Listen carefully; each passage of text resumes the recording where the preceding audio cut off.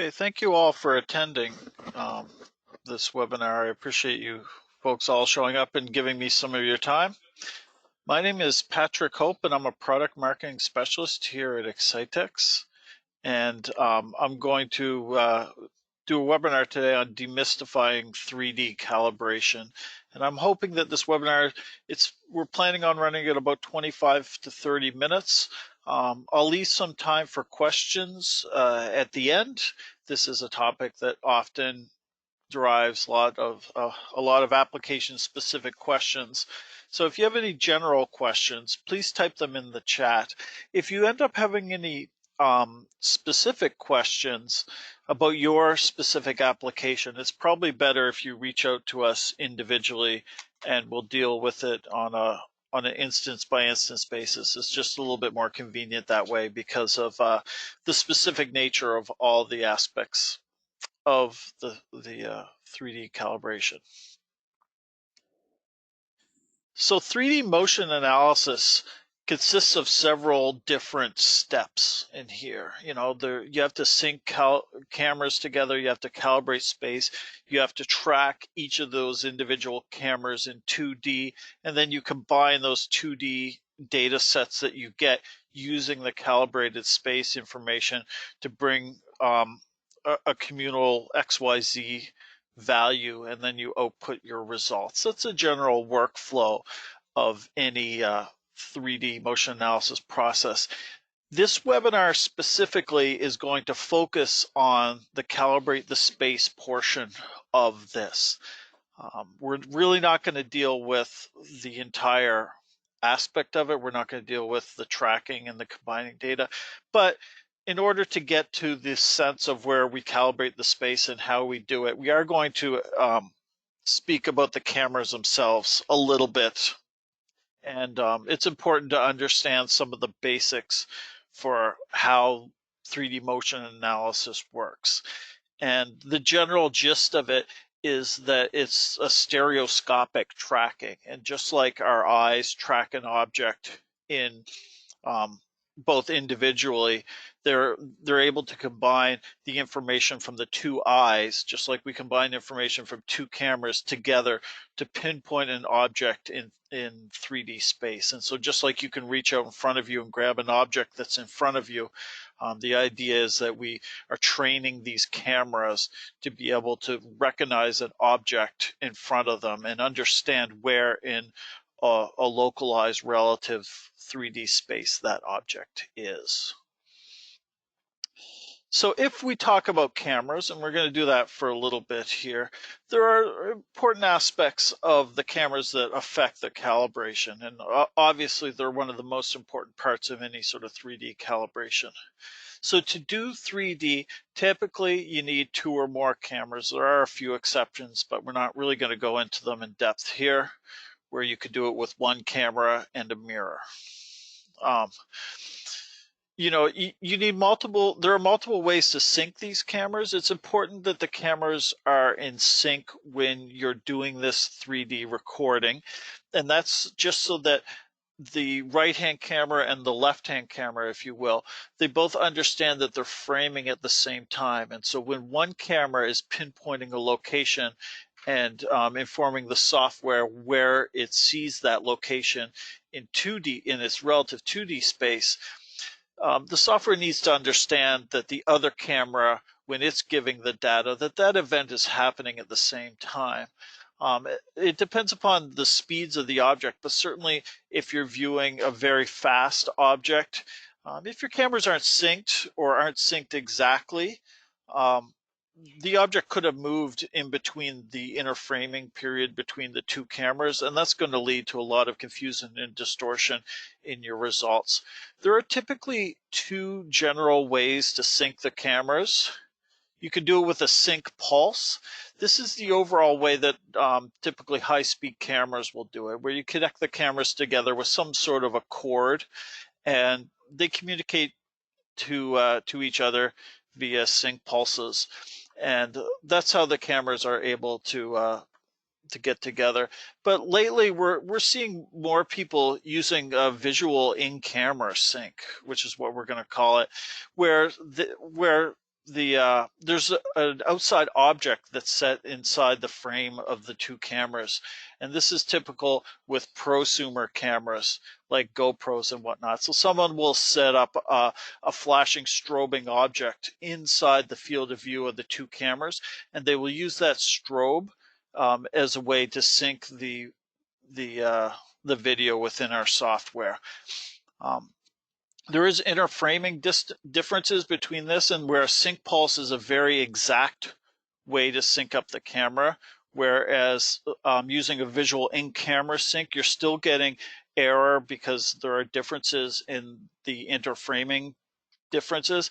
But typically when people are using something like these prosumer GoPros or whatnot, they're studying biological life or they're studying general things where the object isn't moving significantly between those 2 points. And so it's acceptable in terms of the software. Now, the important points when you're picking up cameras and when you're setting up is that both cameras need to be able to view all of the points at the same time. And it's also important that typically this is performed with static cameras. We're only going to be discussing today 3D calibration for static cameras. Now, it is possible to hook up your cameras and have them hooked up to a controlled motion device like a trajectory tracker or something like this, where we have a calculated pan speed of the cameras, and we can use that calculated pan speed to pick up 3D positioning over a moving space. But again, that's not something that we're going to talk about today. Certainly, if you're interested in that and you would like more information, please reach out to us. We're happy to provide it for you. And the last and perhaps most important consideration with the in terms of cameras is with the resolution. Higher resolution in terms of the higher spatial resolution is going to equal more accuracy in terms of the calibration, and likewise in terms of the results you get from the calibration. We typically, when we're doing and talking about the accuracy and resolution, we can talk about it in two ways. We talk about in terms of spatial resolution, which is the pixel size of the cameras. And we can also talk about it in terms of temporal resolution, or the frames per second of the camera. In this specific instance, we're going to just talk about the resolution, or the spatial accuracy, the spatial resolution of the cameras, providing a more accurate result. Now, when we're going out and calibrating an object, we need to think about the camera placement in here. You obviously have to set it up, and you have to put on suitable lenses that that give you a desired field of view, and that take in factors like the light and the depth of field required for your subject here. But you also want to consider about the specific placement of the camera in terms of their position relative to one another. So in this instance, we refer to a couple of terms like the baseline, and that's the absolute distance between the two cameras. And we have found that typically a wider baseline gives you more accuracy. So you don't necessarily want these cameras right next to each other like they would be with our two eyes. You want them to have some sort of separation. And then the other element to consider here is the separation angle, which is the angle that they are apart. And so when we think of cameras, we have to think of this uncertainty value of the lenses. So we've simplified this in the graphic available here. But if you can think of the directionality that these cameras are shooting as being along these green lines, we have these other two black lines that are going on either side of the camera that represent an uncertainty value at the edge of the camera lens. And so when we think about the area of certainty versus uncertainty, we could think of this inverted diamond shape as the ideal area of of calibration. And the further we get towards the edge of this uncertainty area of the camera, the greater the uncertainty is going to be. So what we want to do is we want to take this field of view in here and minimize the angle of uncertainty near the edge of the camera. And so to minimize this value, the way we want to do that is we want a separation angle approaching 90 degrees. As you can see in the graph down here, this width to depth ratio and the depth to width ratio of this uncertainty angle within the field of view of the two cameras, it crosses over at 90 degrees, which makes sense. As it's going and getting steeper and steeper, this uncertainty angle and this triangle gets larger and larger as the cameras get closer and closer together. And then this represents, you have the absolute point in the center where in theory no uncertainty exists. But what we want to do is we want to minimize the stretch of this field of view for our cameras. So the takeaway is that we want the cameras basically 90 degrees separation angle relative to one another. So there are several different ways in which we can do the 3D calibration. We could do a wand calibration here as we show in the upper picture. And so this is just a static rod or something with known points that are different colors or different distances apart. And the idea is that this is a known distance, and you can move this wand throughout a field of view, and you can gather spatial information between the two cameras. As the two cameras see it, they know the distance between the 2 points or between the 5 points or the 6 points or whatever it is, and it can start filling in information about the value in which you wave this wand around. Now, another form of calibration that you will often see are plate calibrations, where you have a static piece of a static 2D plate, and you rotate it through several different orientations. And each of these points have known distances. And in a similar way to how the wand moves, you're filling in point information relative to the 3D space that this is occupying. And so software packages are able to pick this up and determine information about the volume in which it's occupying. Now, these are two methods that that we have implemented in the past with ProAnalyst, but we have found honestly that these have shortcomings and they don't necessarily produce accurate results. So we tend towards the third kind of calibration as our preferred method. And we call this calibration either fixture or discrete point calibrations. They're the same sort of thing. They're agreed upon static points in 3D space that exist and are known locations. So there's several ways to do this. In this example, here's an instance where someone was filming a rather small subject, and they're using Legos because Legos are very precisely machined. And so it's easy to build up a 3D structure with them. But once you build up a 3D structure, you know points, locations very precisely because there's essentially one way that these can fit together. And I can build this out of a set of Legos and communicate with someone, halfway across the world, and they can go out to their local store, and in a couple of minutes, they can build the exact same 3D fixture that I have. Another popular way to do small field fixtures like that we're seeing more and more recently is people are now 3D printing their fixtures, because this is a great way to both get very precise point locations, but also to have it in a variable size package so you can easily scale it into a larger or smaller size. That's a technique that many companies are using these days. So some other examples are with fixtures like this. This is an underwater fixture down here with several different points located across two fixture faces. Again, this is a ballistic shot, and it's mirrored. It's a mirrored shot with top and bottom calibration. This would be a way that you could get away with shooting a 3D shot using a single camera, but if you notice, it's a very inefficient way to do it. This is a static shot that we took of it, but if you break it down and look at it, the best case scenario, you're probably using a wide angle like this with a tilted camera. You're wasting an awful lot of pixels to get in there, and as any of you know that have bought a camera for this, pixels are money.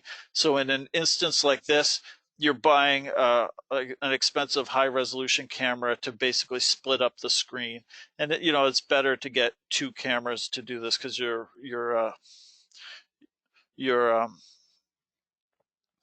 resolution will be a lot better, and so your accuracy will be a lot higher. In this specific instance, though, you'll see that it's got a tilted mirror up top, so this provides a great 90-degree angle. So it's often in place that you could shoot this with two, but it's also a way that you could shoot it with two cameras and they're just stacked on top of each other, so you don't have to vertically mount a camera over here.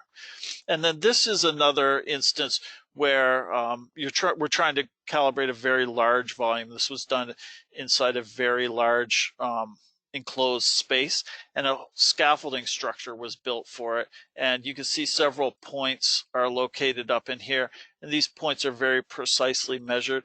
It's a way to get around and calibrate a very large open space. And it's an issue that a lot of people are having and that are approaching us with lately, and where they want to 3D calibrate a large space.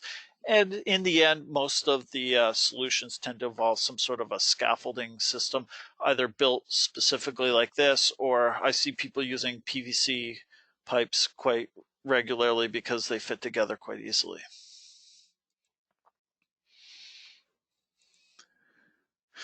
So the idea behind any sort of a fixed point calibration is that we want to fill 3D volume.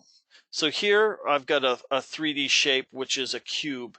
This is obviously the easiest fixture that we could calibrate here. So the first thing we want to do is we want to form an origin point. Let me just go back for a minute. So the easiest origin point that you might see that would be logical would be selecting this corner right up here and determining that that is going to be our 0, 0, 0 origin point. But for the most part, this is going to be placed on a flat surface, so it's going to be kind of weird to have our 0, 0, 0 origin placed up here. It's all relative and it can all be changed later on, but if we were going to do that, we'd either have to flop our axis kind of strange, or all of our values down here would be negative values. So when I initially see something like this, what I want to do is I actually want to place the 0, 0, 0 origin point for a cube like this down in the lower corner. And it's not going to be any easier or harder to do it like this. So the general idea is that we want to, after we decide on this origin point, we want to assign an axis for this this cube, and then after we do that, we want to assign units. So in this instance, we can pick up all these points along the join points here as our calibration points, and we can set our units to be this value in between here. So 1 square, 1 cube, 1 centimeter, 1 mile, whatever that value ends up being. It's all very relative in terms of that. So when we're assigning an axis, the important thing to remember is this: with our software, we use the right-hand rule to determine an axis layout. And the way we determine that axis layout is, or the way you utilize the right-hand rule, is that you initially point with your pointer finger, and that represents your x-axis. And when we talk, we always talk x, y, z. So that's your x-axis. Then you take your middle finger and you point it out at a right angle to the x-axis. That represents the y-axis. And then you place your thumb directly up, and that's your z-axis. So once you hold your hand in this orientation, this modified gun sort of orientation, you can now spin it in any direction you want. As long as those remain like that, that is the orientation for the axis that we're going to do it. and it, you know, regardless of where the origin point is located. So we can later on, you will see that we can move around all the points in the origin points, and we can spin this axis, and its position and orientation will change, but its relative layout, this right-hand rule, will never change. There's no way for us to switch away from this. So that's an important point when you're setting up the axis. So that takes us back to our cube.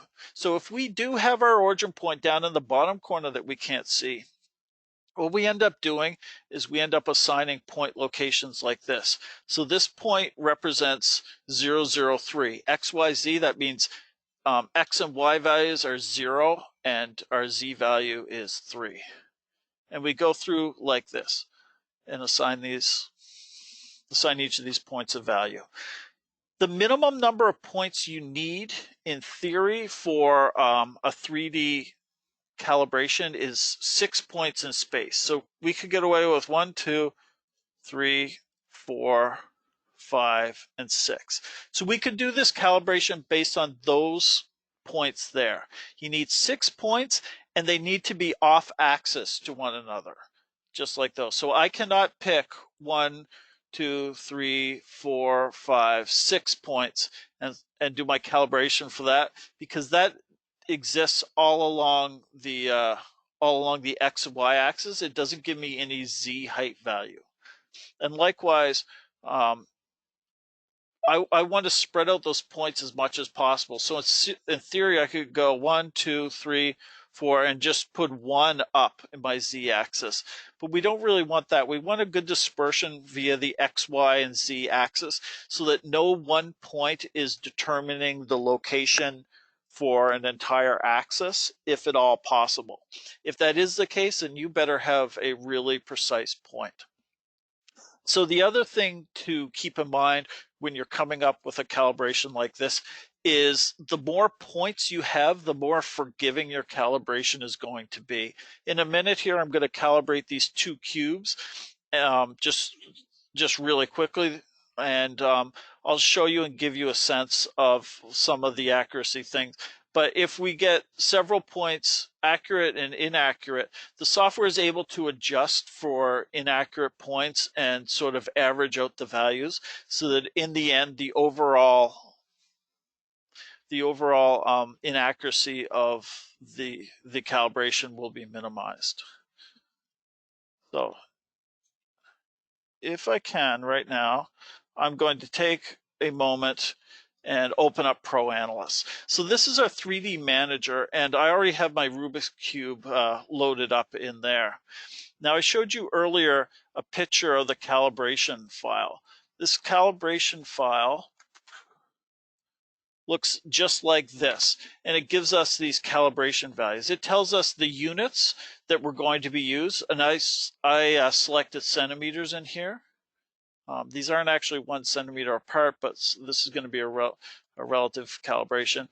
And I want to let the software know how many points that it's going to be seeing in the future. And then what we do is I just list the points here. Now, it's important to notice that there's an order to these points. And in the selection, I need to make the selection in order. So I've gone down one side, and we'll go down the other side. So I'm going to calibrate a couple of points here and show you just how that's done. This is our 3D Manager window. Right now I've loaded up 2 calibrations. I don't have any videos associated with that, but that's not part of this methodology today. So I want to come into the next tab, which is the calibration tab, and I'm going to load that fixture, this cube calibration fixture that I just had. And this is loading up the points here. So you have information about camera 1 and camera 2, and then it'll tell us information about the calibration in the end. And so I'm going to show you just generally how to select a few points. So to do this for any sort of a self-build or manual calibration, we're going to go into manual mode. And what I just do is on the top and on the bottom images, I just want to select the point.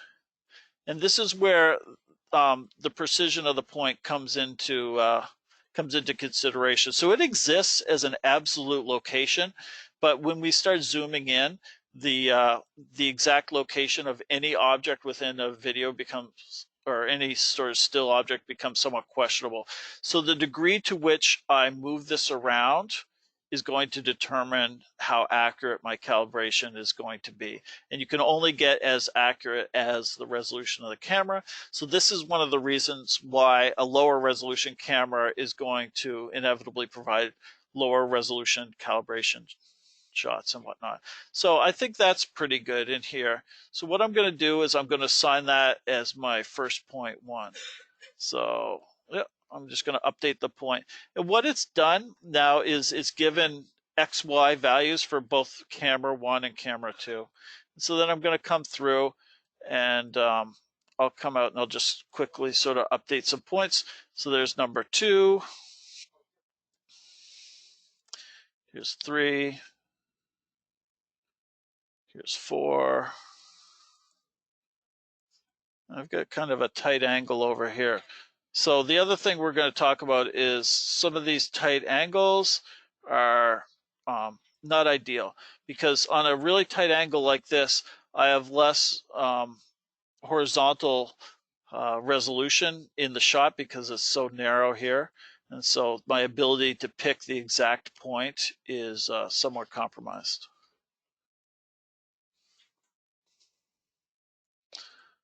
This is the process.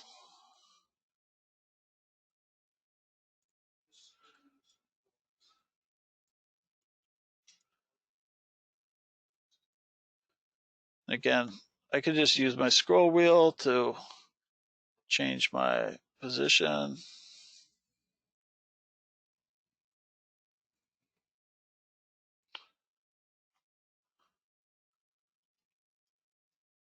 And all these values are filling in down here. Did I get that point? Yeah. Okay.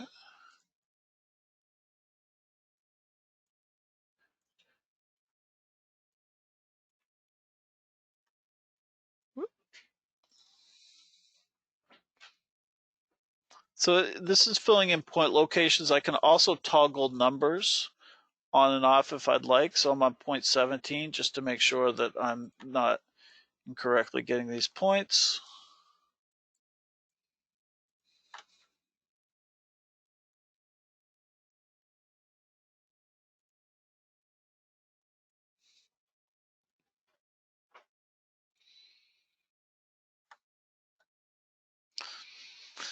So again, for those who are just joining us, if you guys have any questions and you'd like to answer, you can certainly feel free to pop them into the chat, and I will get all those at the end of the webinar, or I will reach out and arrange a more knowledgeable answer if I don't know that to come to you later on.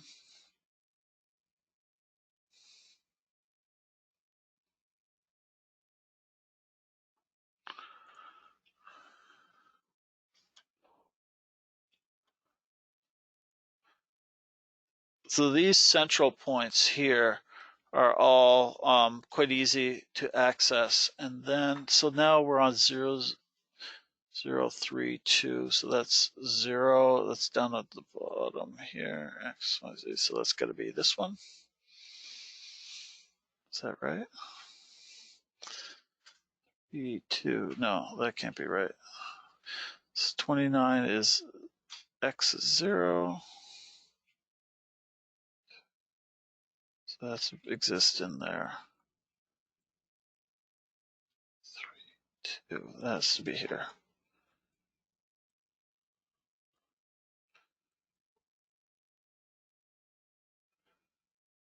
All right. 0, 0, 3 was up there, so 3 is my vertical. 0, 0, 2, 3, 2. That has to be, so I messed up this one. This one should be right here. So I'll just go back onto 29 and place it right here.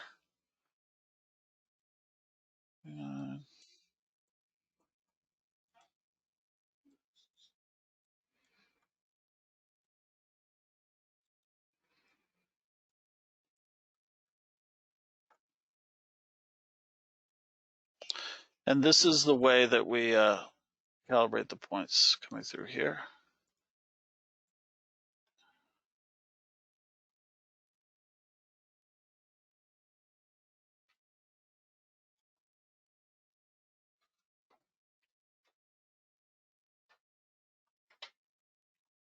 Okay.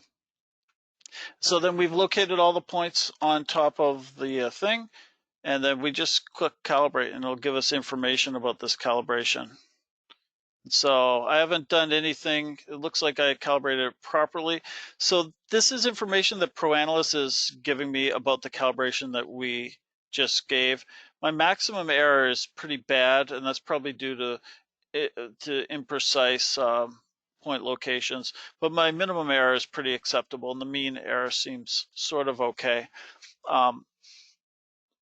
In terms of this, what we consider a good calibration is if these values are within plus or minus 3 pixel values. So if this value here represents about 3 pixels, that's what we would consider a good calibration. This is considered sort of a so-so calibration, but it shows you how it's lined up. And here's our XY coordinates. And what we can do is we can come in here and graph the location points. And that gives us an idea of the cube in 3D space. And so some of the corners here are the points that are the farthest off. I'll just turn off the camera.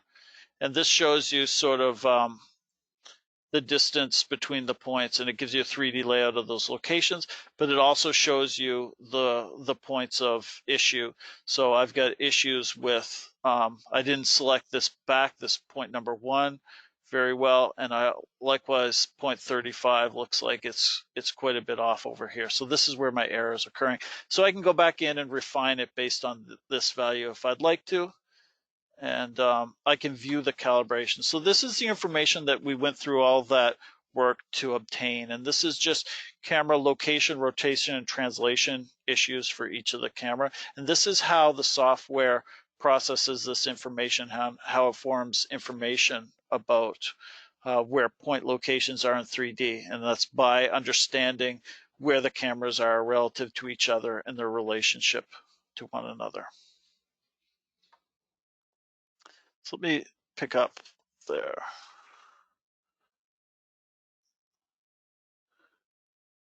All right, so here we are with our calibration point. So now when you're choosing a fixture, like we say, what you want to do is you want a fixture that fills the screen, so you take advantage of as many pixels as possible. You want to really use your resolution. So in an instance like this, I have 3 options for calibrating the space. Now, if I have no other calibration and I only have this little tiny calibration fixture, I can still calibrate a 3D space on it, but it will be very accurate for within this area in here, and the accuracy will decrease as it goes out. Obviously, for a shot like this, the ideal fixture is our large fixture that occupies the full space. So when we look at something like this, a graph like this, people always ask me, how big does my fixture have to be?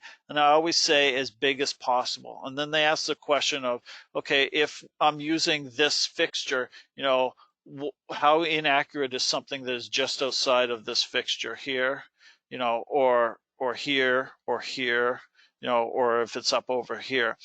My answer I always give is we don't know, but what we can tell you is this. So just studying motion along using those 3 different calibration models, this is sort of the information that we get, with the red line being the baseline for the calibration information we got from our large 1 meter fixture here. So the blue line represents our 2-inch fixture, and the green line represents our 6-inch fixture.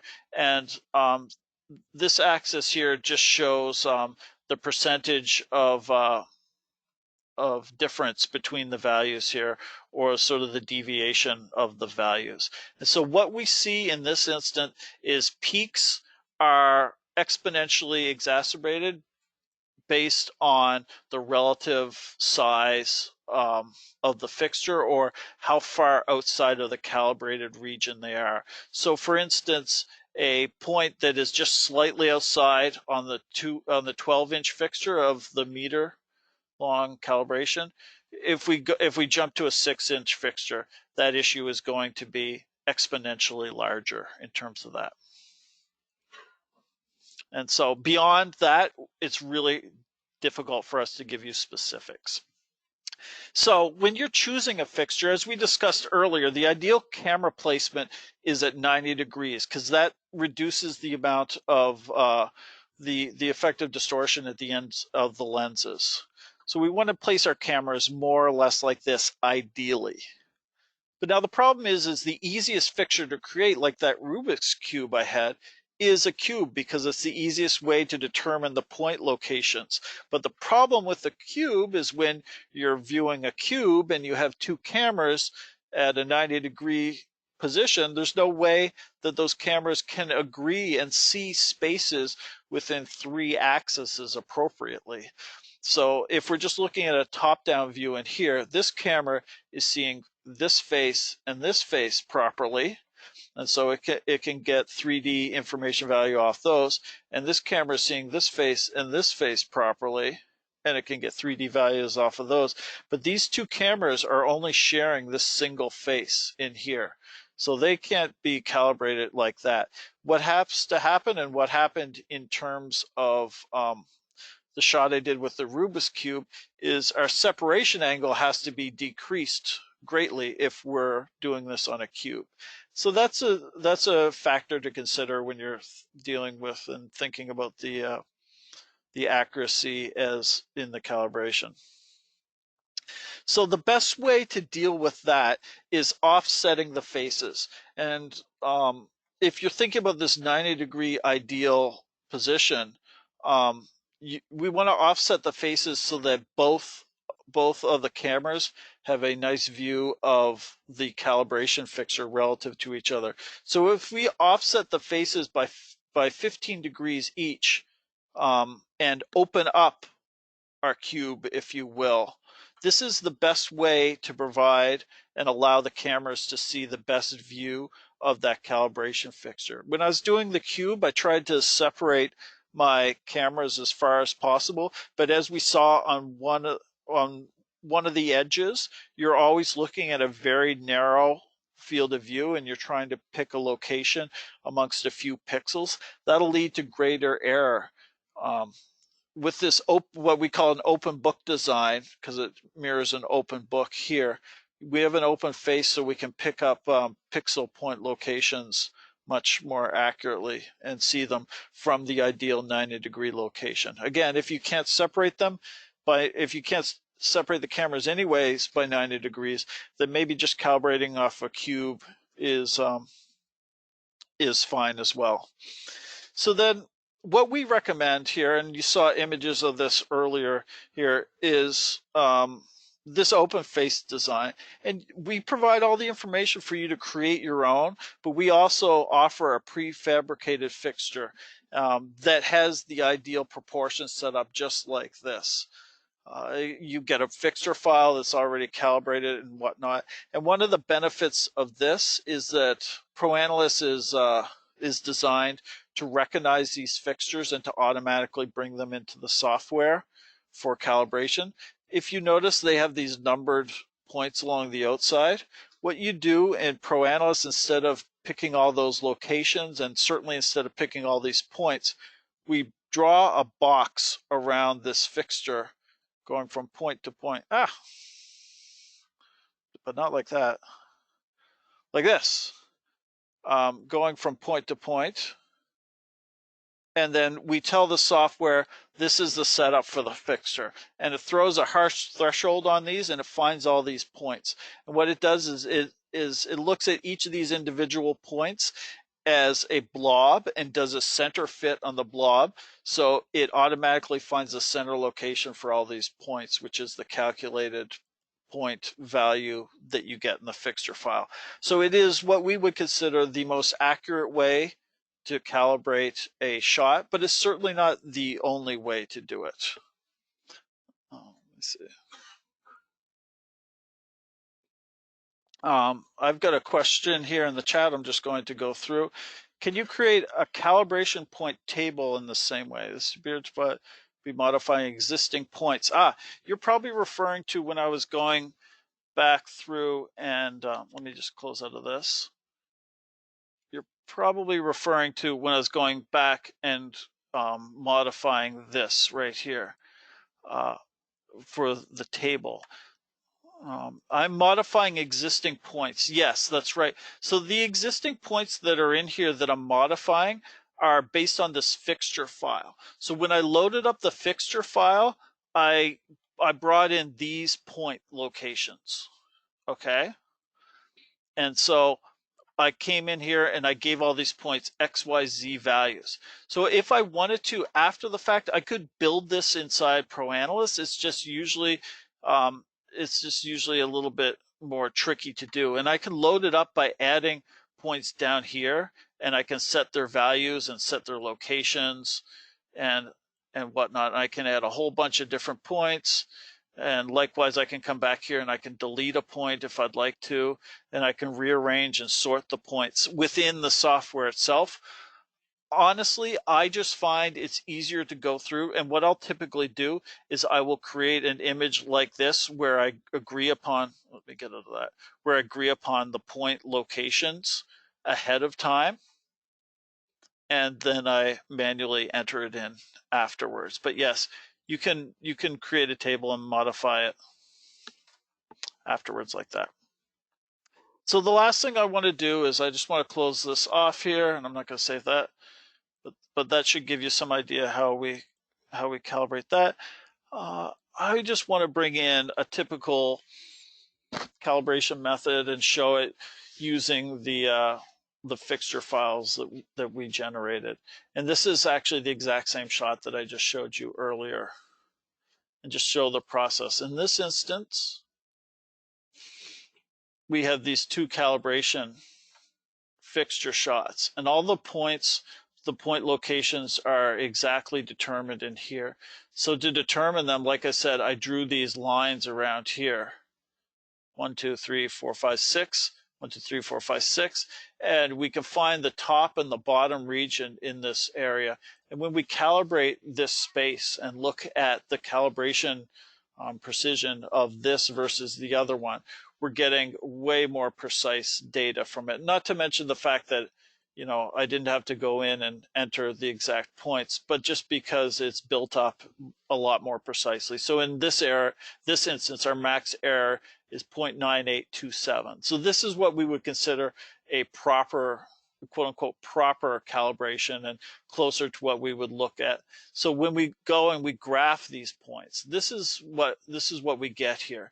This is a 3D graph. So these two blue points are the camera locations in space. I'm going to turn those off.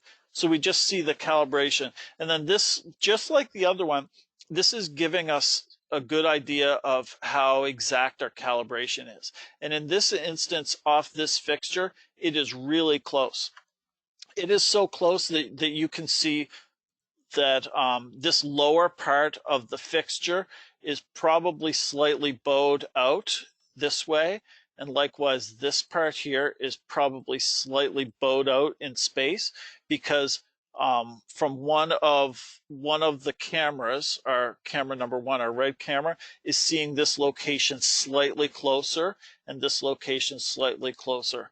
So it's not something that would be visible to the human eye, but when we bring it up in the camera, we can just sort of see these minute differences.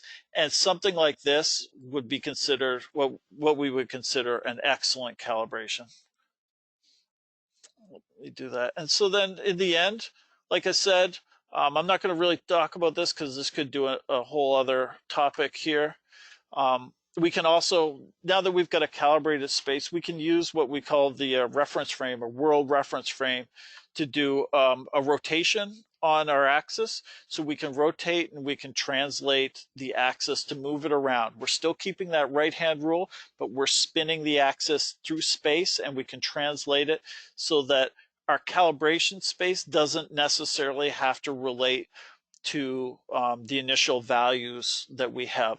So if I'm calibrating and basing it off of this pencil based on the location of the calibration fixture, I can turn it so that the flat edge of the paper is now my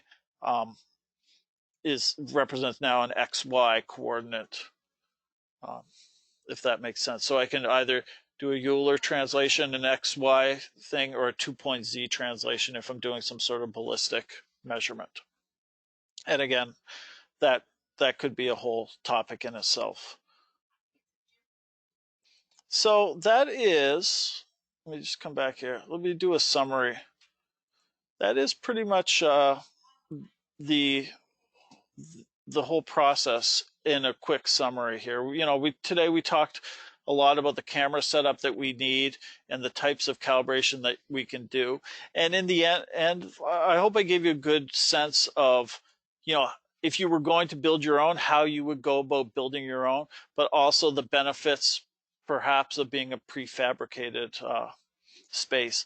So we have prefabricated models in 6-inch, 12-inch, 2-foot, and 1 meter and 2 meter fixtures. So if you're in that area and you're calibrating in that sort of a volume, I would definitely recommend that you do something prefabricated. If you're outside of that volume, that's when you have to start worrying and thinking about building your own. If you're larger than that, then you have to build some sort of a structure, some sort of a truss structure. And like we had discussed earlier, if you're smaller than that, then you're really thinking about 3D printing an object at that point. So thank you for coming here. That's the end of the presentation here. Again, my name's Patrick Hope. I'm a product marketing specialist here. And if you guys have any questions, I'm very happy to answer them in the chat. And if not, thank you very much for attending. So I've got a question here. When viewing the calibration device in the video, do you have to use the same match sync frame in ProAnalyst? When viewing the calibration. So when we set up a calibration in ProAnalyst, I want to make sure I understand that question. I have this table laid out here. Where is it? Where is it? Here it is. So when we do a calibration in ProAnalyst, what you typically do, and this isn't always the case, but what you will typically do is you'll separate it into 4 different things. You'll have camera 1, which will be over here, and camera 2 over here. What people usually do is they take an initial calibration shot from each camera. So they put a fixture in the space that they expect the motion to go into, and then they calibrate based on that. Then they remove this calibration device and they do the shot as in down here. That's what I did in this location. So that's not necessarily how you have to do it. Now we see lots of shots, especially with ballistic shots. I had a picture of it earlier with the ballistic shots. Sometimes they'll just keep the calibration fixture right in place. So if this instance here was a ballistic shot and there was a bullet coming through here, it's not uncommon to have the calibration fixture in place when the bullet goes by. And so what we'll do in that instance is we'll just set up the camera and shoot the shot, and we'll grab this calibration frame from one of the frames of video. And it can be any frame of video. Typically it's a still captured ahead of time, but it can also be just pulled. It can be any frame. So this can be from frame 100, and we can do the calibration based on this. And this can be pulled from frame 300. It doesn't matter as long as the cameras aren't moving. And if the cameras are moving, then all bets are off. So this aspect of the calibration does not need to be synced. But these down here definitely need to be synced. So we need to know that frame 100 is frame 100 in both of them. So when I play this video through, and I can open these videos individually, it knows that these points, that this point here and this point here are the exact same point and are existing at the exact same time. So do we have any other questions? Okay. If you guys would like to learn anything, any more information about 3D calibration, certainly please reach out to us. There's a bunch of more information available on our website, including a document detailing the specifics on how to how to create your own 3D fixture. And again, I thank you very much for attending the webinar. If you have any questions, reach out to us. We're very happy to help. I hope you guys have a great day, and thank you very much.